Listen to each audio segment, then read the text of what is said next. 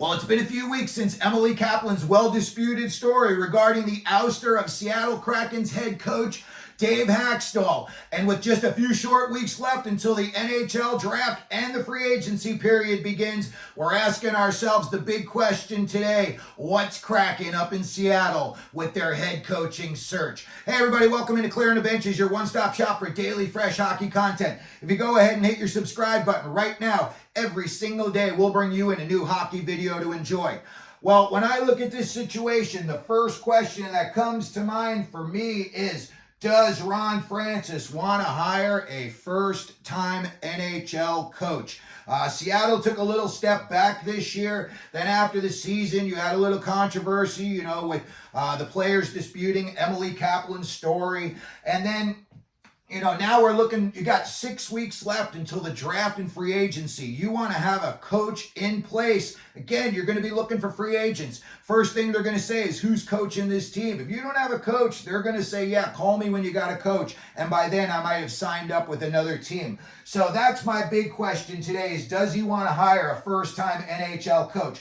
We know the NHL coaching carousel is overflowing right now with very well-experienced coaches: Craig Berube, Sheldon Keefe, Jay Woodcroft, Todd Mclellan, and, who knows what's going to happen. These playoffs right now are really, really getting down and dirty. And you know what? It looked like, to me, in my opinion, if Boston had lost in the first round, they were ready to move on from Jim Montgomery. And to be honest with you, I'm going to ask myself that same question after this round. If they don't get past Florida, is Boston going to make a change behind the bench? You know what? I think the same thing about Pittsburgh. Mike Sullivan, I think he might be making up his mind right now whether he wants to come back or maybe he wants to take a year off, go into commentating. I think he would do an excellent job at a lot of places in the NHL if they gave him a call. And then again, Rod Brind'Amour, this is an interesting situation down in Carolina. The guy is beloved down there. I'm sure there's a statue somewhere outside of that arena of Rod Brind'Amour. Won the Stanley Cup as the captain of the team, and he's been an excellent coach for them. I could see they just had the thing where they pulled his extension offer off the table. That could go both ways. Maybe they're saying, hey, let's talk about this later when there's not so much, playoff pressure on the line. Or maybe they're saying, hey, you know what? We are ready to move on from you, and this is kind of a little telltale that this might be happening. So if Ron Francis wanted to reach back in and pick out a very experienced coach, there are a lot of them out there with a lot of success under their belt that he could choose from. Now, if he decided he didn't want to, and he did want to go to a first-time NHL coach, there's two guys that I see on here that could definitely be a good fit. But before we do that, I want to tell you about the other coach I have on the short list. There's only 3 guys on them, and it's Don Granato, the former Buffalo Sabres coach.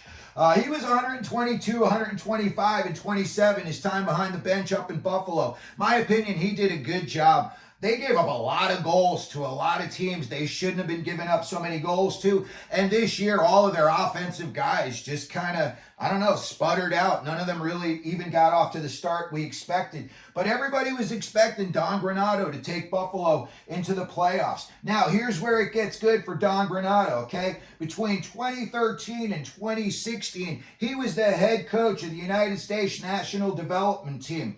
He coached guys like Clayton Keller, guys like Ryan Lindgren, very, very successful, both of them in the NHL. Both of those are, 2 guys that are tough to play against. Keller can light you up with that little slap shot from the face-off dot. And Ryan Lindgren is a stay-at-home, nasty defenseman. And Don Granato saw both of those kids at a young age, and he helped shape them. I could see a guy like Ron Francis. He's a real high IQ guy. Don Granato, to me, is the same type of guy. I could see them having to sit down and possibly seeing if Don Granato could take over that Seattle coaching job. Now, the other 2 names that I'm going to look at here are guys that have never coached in the NHL before. And the first one we're going to look at is Jay Leach, and he's currently a Seattle assistant coach. This guy's coaching material. He was a captain of his AHL team. And something else that, if Mike Sullivan were to decide to move on from the Pittsburgh Penguins, you know, you got a little bit of a trio here with Ron Francis, a lot of Pittsburgh Penguins blood in his veins.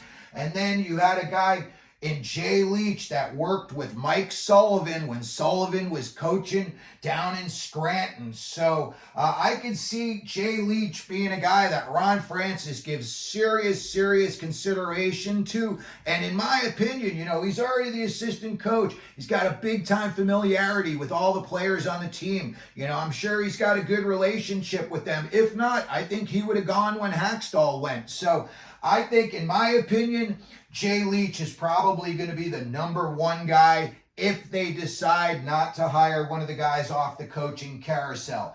And then if they decided, you know, they didn't want to go with Leach, but they still thought they would hire a first-timer in the NHL, let me tell you about this guy here, Mike Vellucci. He's an assistant coach down in Pittsburgh, okay?